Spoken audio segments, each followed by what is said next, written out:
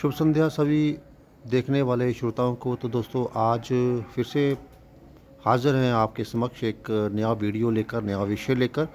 जी, विषय काफ़ी महत्वपूर्ण होने वाला है क्योंकि जितने भी हमारे किसान भाई हैं या फिर बागवानी करने वाले दोस्त हैं, मित्र हैं, उनके लिए ये काफ़ी लाभप्रद हो सकता है। कि जी हाँ, हम बात करने जा रहे हैं आज आम के मंजरी के बारे में।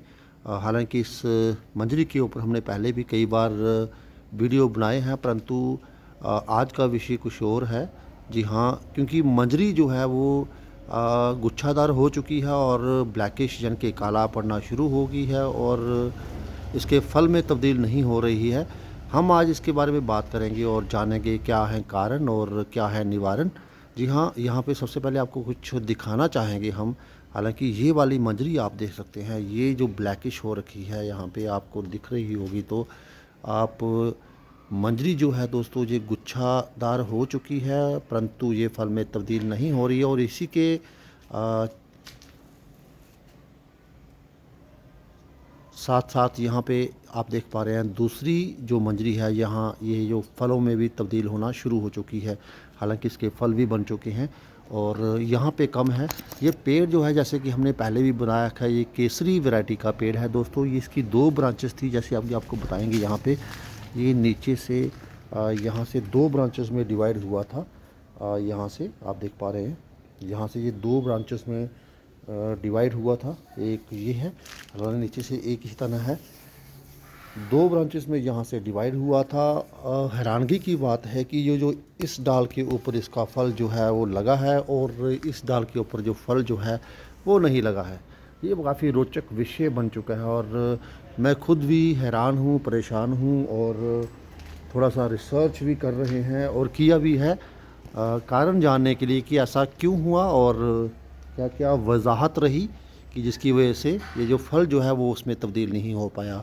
हालांकि मंजरी जब लगी थी तो काफ़ी खुश थे, क्योंकि इतनी मात्रा में जो मंजरी लगी थी तो हमने सोचा इस बार जो फल की काफ़ी भरमार होगी और हो सके तो हम जो है हर बार की तरह जो दोस्तों को भी जो है बांटते हैं, डिस्ट्रीब्यूट करते हैं। तो हमने सोचा इस बार जो है मात्रा कुछ ज़्यादा होगी, परंतु दुर्भाग्यवश आप देख पा रहे हैं यहाँ पे फल जो है, थोड़ा जूम करके आपको यहाँ पे बताना चाहेंगे कि फल जो है इतने लगे नहीं दोस्तों। कुछ चुनिंदा फल लगे हुए हैं।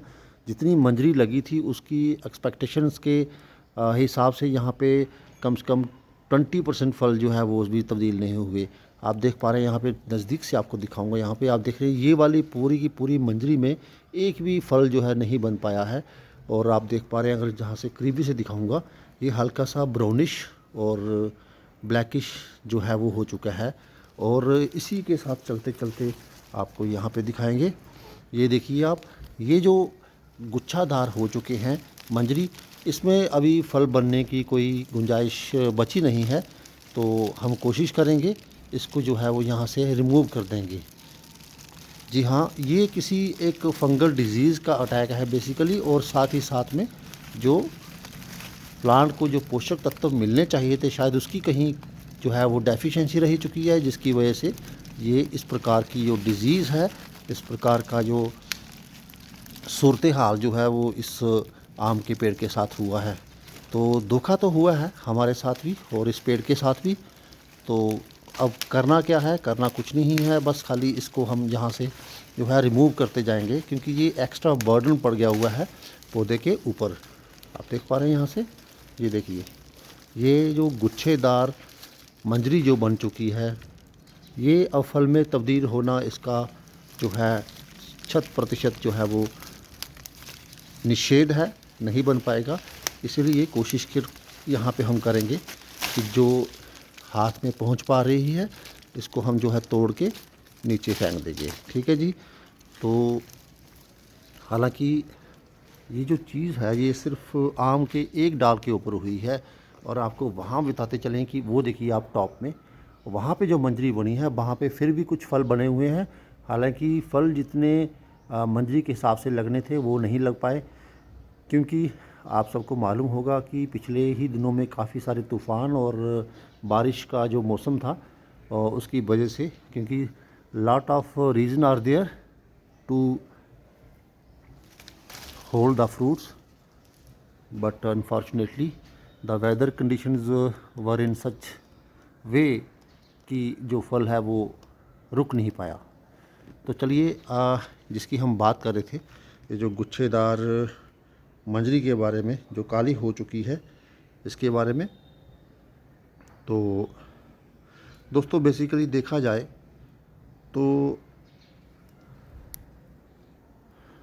तो जैसे कि हम आपसे बात कर रहे थे, मंजरी बेसिकली दोस्तों, इस मंजरी को कुछ क्षेत्रों में मंजर भी कहते हैं, बोर भी कहते हैं, और अंग्रेज़ी की बात करें तो इनको पैनिकल्स भी कहते हैं।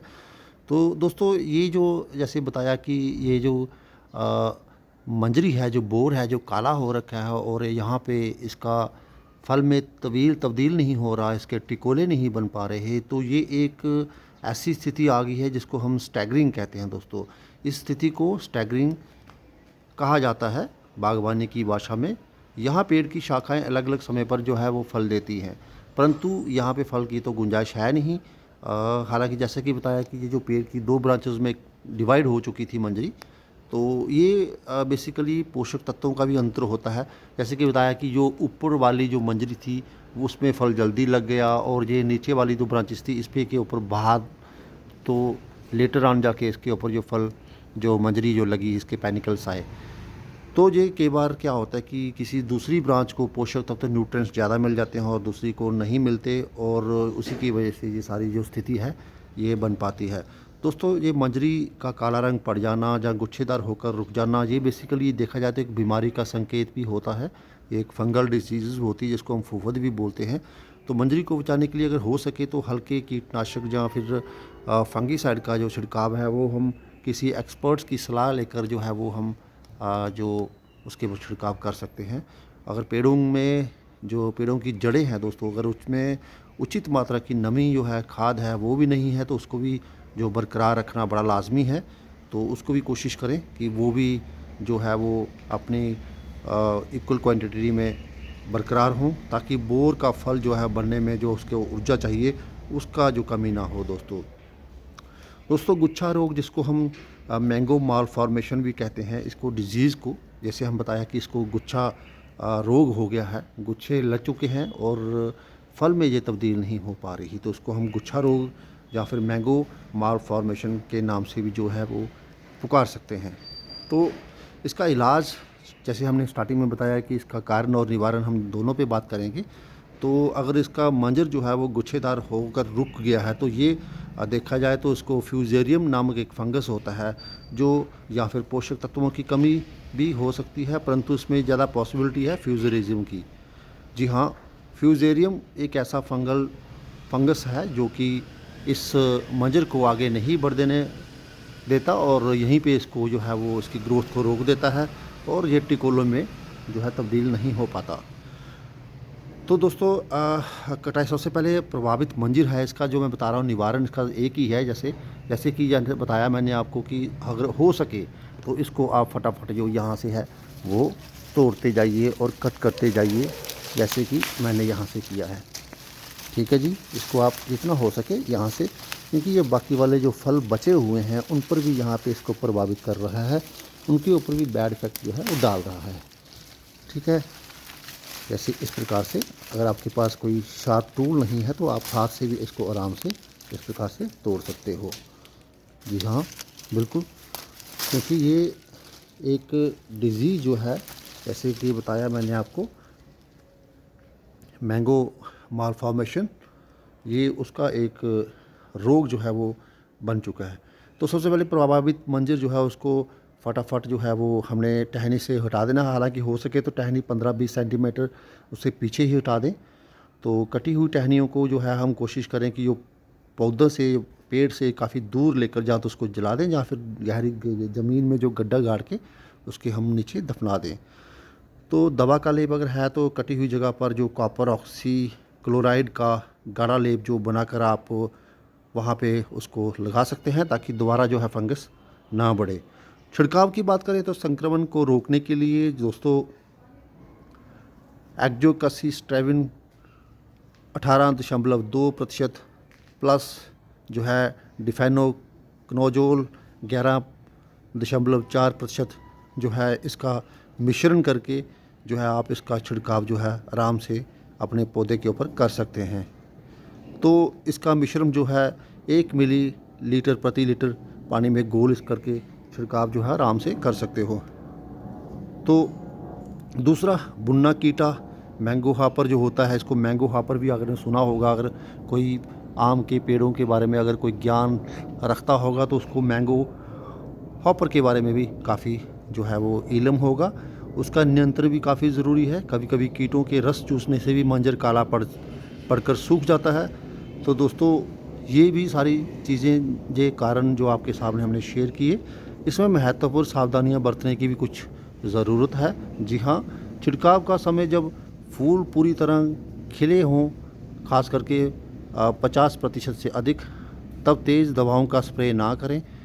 इससे परागण, खास करके जिसको हम पॉलिनेशन बोलते हैं, करने वाले मित्र कीट जिसको हम फ्रेंडली जो इंसेक्ट्स भी कहते हैं वो मर सकते हैं और वो आपका जो पॉलिनेशन है वो अधूरा रह सकता है और जो आपके जो फूल है फूल के फूल ही रह जाएंगे और इसमें जो है इसके टिकोले या आम जो है वो नहीं बन पाएंगे। तो पानी का प्रबंधन की बात करें तो मंजर आने के दौरान, जैसे हमने पहले ही बताया कि जैसे ही मंजर आना शुरू हो जाए पानी देना बिल्कुल भी बंद कर दें, एक बूंद भी जो है पानी की ना जाए।